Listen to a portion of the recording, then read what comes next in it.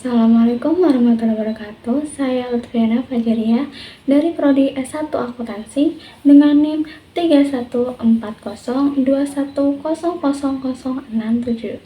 Di sini saya akan menjelaskan tentang apa itu diri dan siapa sih diri kita dan bagaimana cara kita mengenali atau menggambarkan diri kita sendiri.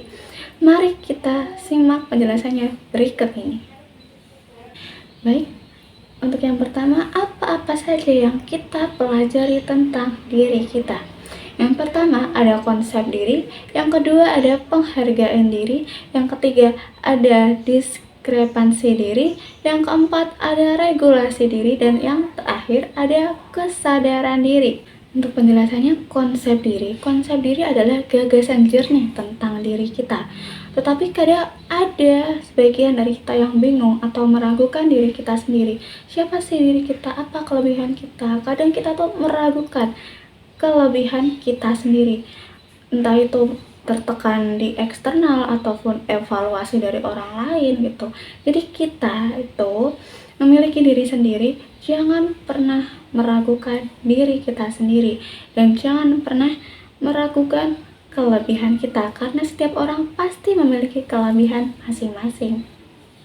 Asal pengetahuan diri, untuk yang pertama ada sosialisasi, yang kedua ada penilaian yang direfleksikan, yang ketiga ada tanggapan orang lain karena kita juga butuh tanggapan orang lain, yang keempat ada persepsi diri, yang kelima ada melabeli keadaan, yang keenam ada kekhasan lingkungan, yang ketujuh ada penilaian diri komparatif, dan yang kedelapan ada identitas sosial, yang kesembilan adalah kultur atau ke barat, timur, Eropa, selatan, dan lain-lain.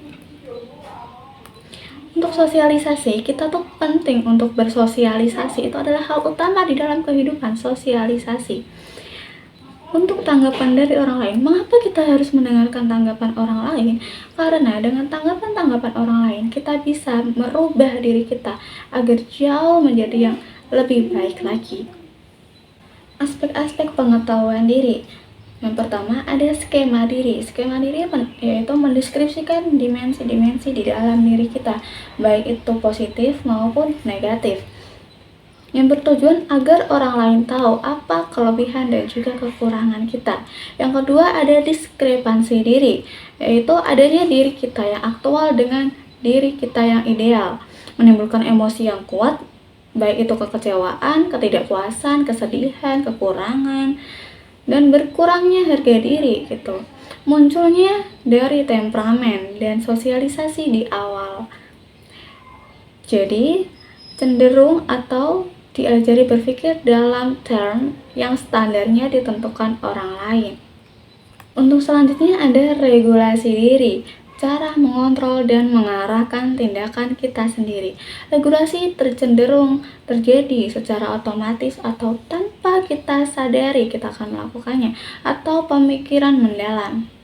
Untuk regulasi diri terdiri dari satu, konsep diri yang bekerja, di mana aspek mana dalam diri yang mempengaruhi pemikiran dan perilaku, bisa jadi bertentangan dengan konsep diri yang stabil. Yang kedua ada kompleksitas diri, memandang diri dengan satu atau dua cara yang mendominasi, atau bagaimanapun cara kita melihat diri kita sendiri. Kedua ada konsep diri sederhana. Ketiga ada konsep diri kompleks. Yang terakhir ada kompleks diri yang positif. Yang ketiga ada kecakapan diri dan kontrol personal. Ekspektasi kemampuan untuk melaksanakan tugas tertentu. Persepsi spesifik tentang kemampuan seseorang untuk melakukan perilaku tertentu. Contohnya, seorang perokok akut, apalagi yang akut, tidak mungkin bisa berhenti merokok kecuali dia percaya bahwa dia bisa melakukannya. Sama seperti kita sebagai pelajar, kita tidak akan pernah bisa sukses kalau kita tidak percaya dan kita tidak ada usaha untuk membuktikan itu semua. Jadi kita sebagai pelajar harus bisa membuktikan bahwa kita bisa sukses di kedepannya. Untuk yang keempat ada aktivitas dan penghindaran behavioral. Aktivitas apa yang ingin dilakukan dan aktivitas apa yang harus dihindari.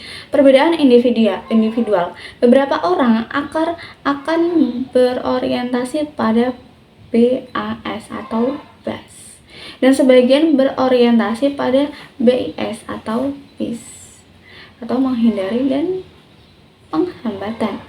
Contohnya menghadapi kecemasan.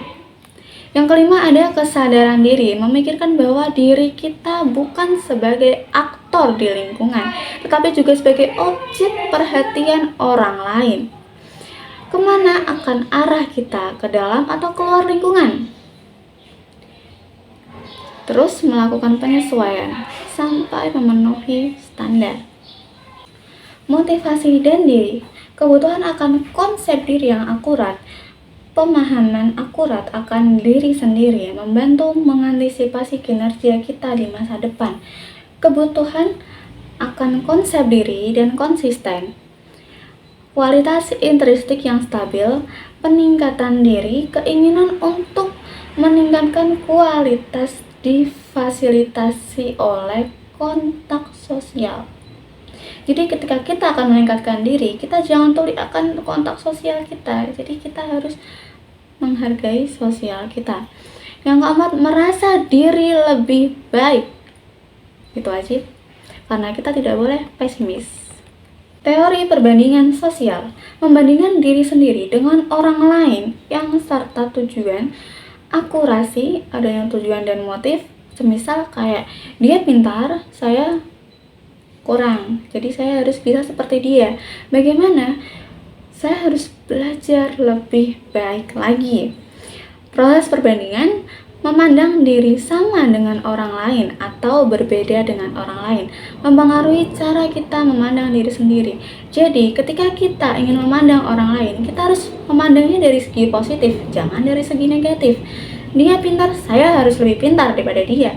Dengan gimana? Belajar dengan giat ataupun lebih berusaha keras lagi untuk mencapai prestasi yang melebihi dia.